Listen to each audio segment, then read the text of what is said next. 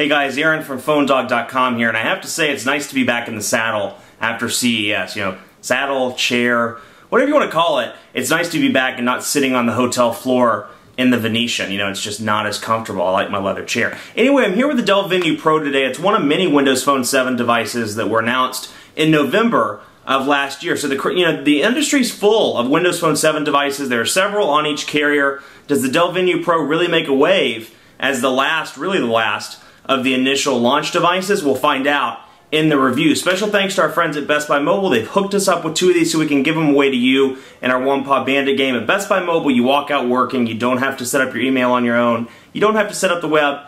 They'll do it for you. Let's jump into the review. Dell Venue Pro review starts right now. So here it is, the Dell Venue. Ooh, let me clean that off first.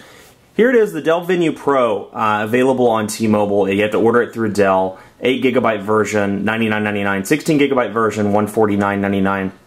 I can't remember what they are off contract. I think it's like $449 and $499 respectively. I'm not going to bore you too much with the specs because they're pretty similar across the board with all of the Windows Phone 7 devices. 1 GHz Snapdragon processor. This is the 8GB model, so in terms of internal storage. No micro SD card slot. 5 megapixel camera. Windows Phone 7, but the defining features, two defining features of this device: 4.1-inch AMOLED display and a physical QWERTY keyboard. So cool there, and you know it's cool for those people that want to text message, want to email, don't like the physical, or excuse me, the on-screen QWERTY, and want to go for something physical. Outside of the LG Quantum, this is really, at least in the initial batch of devices, this is the only one to go with. Right side, you have your volume rocker, camera shortcut button. Left side, nothing but chrome goodness.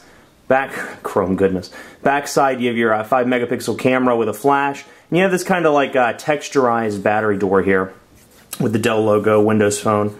But it's kind of, I can't really explain it on camera. It's kind of a texturized. Let me see if we can get it up close so you can see what it looks like. Kind of texturized, carbon fiber-ish, but not really. Battery door, and then on the back, 1400 milliamp battery, your camera, of course, and then when you slide it up, you see that design is also on the back as well. So to me, you know, the first thing I noticed when I powered the device on is I really like the screen. It's not as oversaturated and just kind of bam as the bam, that's the best word I can think of, as the Samsung Focus. You know, the colors are almost oversaturated on the Focus with the Super AMOLED display. Whereas this, you know, it's an AMOLED display, but the colors seem less oversaturated. The blue seems more like a true blue to me versus being just like an incredibly bright blue like you see on the Focus, this Super AMOLED display. So, you know, I happen to care for this screen a little bit more just in terms of, well, both size, because it is a 4.1-inch, and technology. The AMOLED I was very pleased with. So you have the typical Windows Phone 7 stuff here. You have your tiles, which were, you know, as Windows Phone 7, or Windows Phone calls it, they're Metro, based on their Metro UI platform. I can't talk today. It's Metro UI based on subway tiles is what they call it. So you have your programs here, your tiles here, and then of course you can pull, let's say you want to pull calculator rather, pin it to the start, and you can access it on the start screen. So it's interesting because it's pretty limited in terms of editing functions. Like, you can move the stuff around, but you really can't do that much beyond that. You can't customize things. For example, you notice that the calendar is a rectangular Metro tile, or tile rather. Well, the messaging one is a square tile. So you sit there and you're like, okay, this is a messaging tile. I could fit, you know, theoretically I could have a rectangular messaging tile. I could see my first 1 or 2 incoming text messages, and that would be pretty cool, you know, to have that. So I should be able to customize it. Well, you can't, at least in the initial version of Windows Phone 7. I can see use for that rectangular style widget in messaging and email and a couple of other things, but they haven't enabled it just yet. Now on the Venue Pro, excuse me, it has a couple of things in addition to the typical Windows Phone 7 stuff. It has T-Mobile's My Account feature, or My Account application. It has Newsroom, which is very similar to Samsung's Daily Briefing. We'll jump in that in a minute. Page Once feature. Then you have T-Mobile TV and Telenav GPS Navigator. So everything else I've installed: Twitter, weather, YouTube, that's all mine. But let's take a look at Newsroom real quick. It's exactly what you would imagine, obviously, from a newsroom. Kind of like a little pocket CNN, except it's MSN weather. So I guess MSN's kind of ticked off that I just said CSN or CNN, but just tried to mix CSI and CNN. That's a pretty big testament that I'm exhausted. Harrisburg and Concord, 2 cities that are right outside of the Charlotte metro area. Denver and Las Vegas, places that I've either been in or want to that I'm going to in the next couple of weeks. And you can see Concord, for example, 30 degrees, and it's snowing right now. So it's actually snowing in Charlotte as well. I would show you, but you came for the phone review. You know, you don't want to see the snow out the window, but I will say I built a snowman this morning. Now you can see the, actually I didn't really build a snowman, but that's a lie. But you can see Denver, Las Vegas, and you can scroll over and see the weather there. And then of course you can see the news, top news, business, technology, sports, entertainment, health, things of that nature. You can program your stocks, and then you can go directly to those. And of course, you have your locations here, but if we scroll over, we can edit those locations. We can go to stocks and edit those and see the percentage of the decimals and more in the newsroom program. So jumping out of that program, kind of going back to the design, just something I thought about. I know this is kind of jumping around. One thing this device has going for it, not only the display, but the actual technology of the display is pretty interesting. It's very much a curved display, so you can see on the bottom with the speaker and the micro USB charging port, you can see that it's a curved display. So it works out well for me, at least when you're typing or when you're doing something, and you know, you're looking at a picture, something like that. The curved display really helped me use the on-screen keyboard and things of that nature. So let's jump back into programs and take a look at messaging, for example. And you'll see, you know, for the most part, I was very pleased with it. And you can see, let's go into very good keyboard. And I say that as I'm typing all incorrectly. Let me turn the sound back on. That usually helps. Love the sound of this. There we go.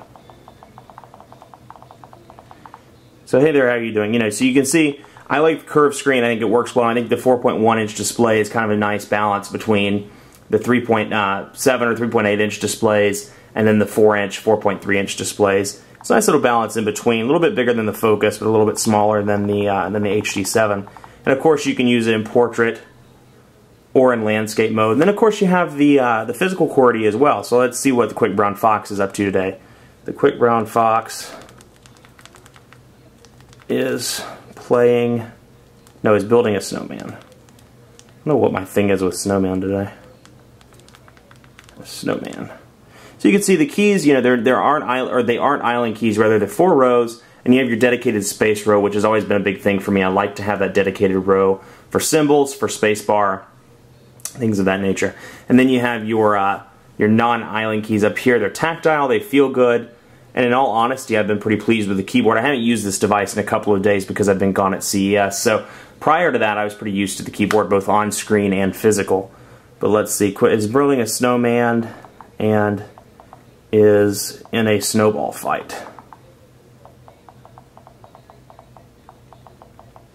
So you can see, quick keyboard, easy to use, no challenges there. It's a typical Windows Phone 7 keyboard, and actually it's pretty good. And like I've shown you in previous videos, if you go to the brown, highlight it, let's say Browns, instead of building or snowman, you meant to say showman.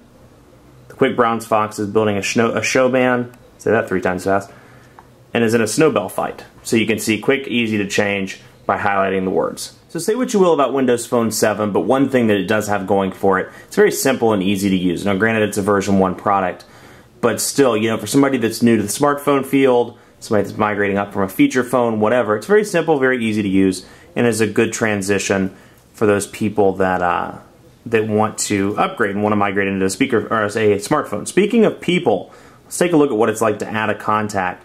We'll add the first name. We'll make it Billy. Little Billy Johnson. Little Billy Johnson. His nickname is Wild Bill. You know, so you can see you can add the name, and it's all very fluid. And then, of course, you can use the keyboard as well. Now, one thing this has going for it, no multitasking.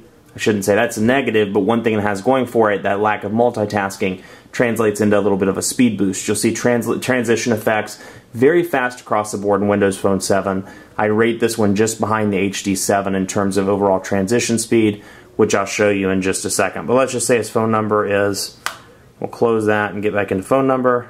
Say it's 1234, and you hit save. Sorry for that noise, that's sleet hitting the window if you're wondering what that is, if you can hear it.